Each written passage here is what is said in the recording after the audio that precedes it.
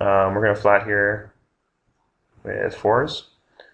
But yeah, so with regards to this really wide 3-betting range, the first step when we know that we're going to get 3-bet a pretty high percentage of the time, the first step that we need to take is to, I think betting is okay. We're pretty happy anytime Peter folds. And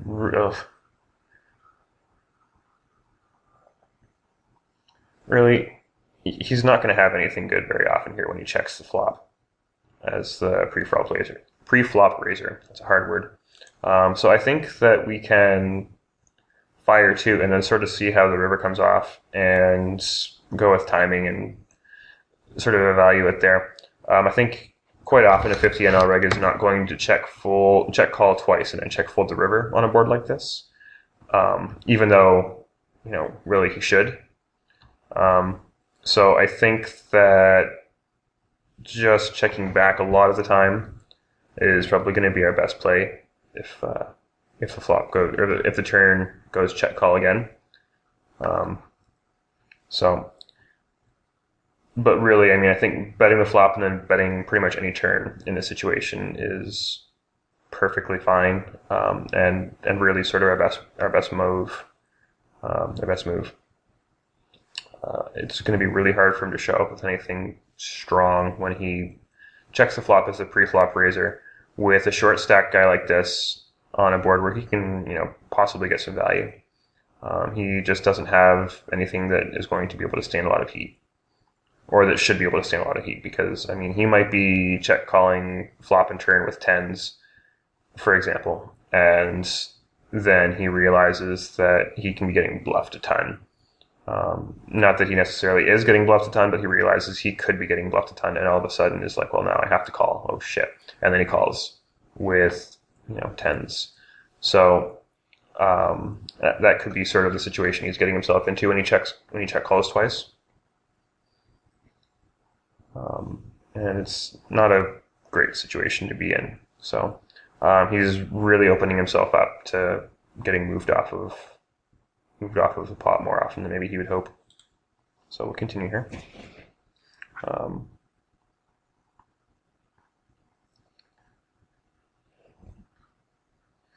So folding is, again, the first thing that we want to do when we're dealing with a lot of 3-bets. We want to not open raise and then fold to the 3-bet with as many hands as we would be typically open raising.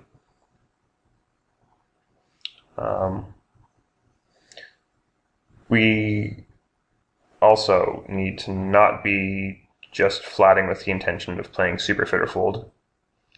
So if we get 3-bet and we have like ace jack suited or something like that, and the flop comes 8 high, we whiffed. We have, say, no backdoor draws, we just have ace high.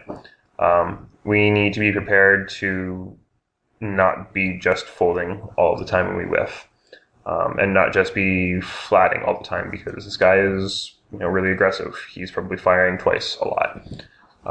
And it's going to suck to put in 40% of our stack and then fold to a river shove or something. So we need to be prepared to do things like bluff jam flops.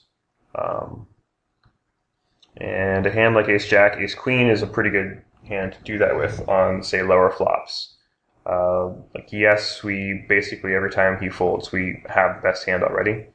And every time he has a better hand, we get called, for the most part. Basically, we fold out the same hands that we have, ace jack, ace queen, and we fold out ace king. But those are also going to be hands that he has quite a bit. So when we can fold out the chops and when we can fold out his slightly better air, that is going to be profitable for us. He's not going to be folding any pair for the most part when we just jam. But most of the time we have 3 to 6 overs. Sometimes on a low flush draw board, he may call us with a worse flush draw, say. So I mean, we are not dead usually when we get called.